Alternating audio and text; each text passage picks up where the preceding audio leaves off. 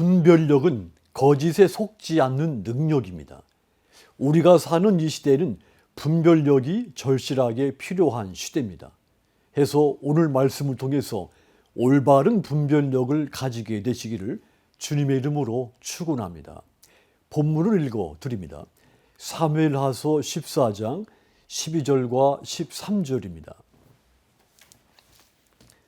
여인이 이르되 청하건대 당신의 여종을 용납하여 한 말씀을 내 주 왕께 여쭙게 하옵소서 하니 그가 이르되 말하라 하니라.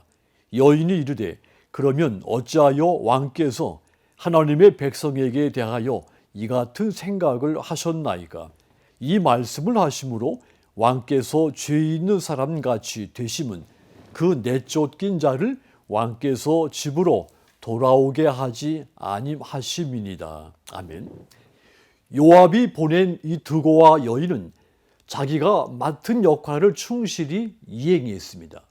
요압은 비록 여인의 배후에 자신이 있음을 들켰지만 압살롬을 고향으로 데려오는데 성공을 합니다. 그런데 다윗은 선악을 따져보지 않고 요압이 원하는 대로 따랐습니다. 자기 욕심과 요압의 의도가 일치했기 때문입니다. 우리는 여기서 이 다윗의 분별력이 흐려진 것을 보게 되죠. 그렇다면 우리가 올바른 분별력을 가지려면 어떻게 해야 되겠습니까?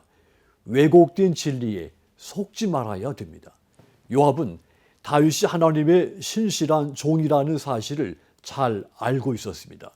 그는 이 다른 어떤 이유로보다도 하나님의 뜻과 그분의 성품을 이유로 설득하면 다윗이 움직일 것이라고 확신을 한 겁니다. 권력욕에 가득 차 있던 이 요압에게는 하나님의 이름, 그분의 말씀도 얼마든지 자기 사역을 위해 이용할 수 있는 도구였던 것입니다. 드고와 여인은 이 요압의 지시에 따라서 하나님의 말씀을 언급하면서 다윗을 설득하기 시작했습니다. 하나님은 사람의 목숨을 소중히 여기시는 분이시기 때문에 압살롬이 비참하게 쫓겨나 있는 것을 원치 않으신다는 내용이었죠. 하지만 이 요압이 드고와 여인의 입을 통해 언급한 하나님의 말씀은 모두 이 요압의 생각이었을 뿐입니다. 하나님의 뜻과는 아무 상관이 없는 것이었습니다. 그럼에도 불구하고 다윗은 그 왜곡된 말씀을 그대로 받아들였습니다. 압살롬을 고향으로 데려오라고 명령을 하게 됩니다. 성경은 마음이 부패한 사람들이 하나님의 말씀마저 자기의 욕망을 채우는 도구로 사용한다고 경고했습니다. 우리는 사리사욕을 채우기 위한 수단으로 하나님의 이름을 사용하는 것을 각별히 경계를 해야 합니다. 신앙생활을 잘 하던 사람들이 이단의 잘못된 교리에 빠지는 것도 왜곡된 진리에 대한 분별력을 잃어버렸기 때문인 겁니다.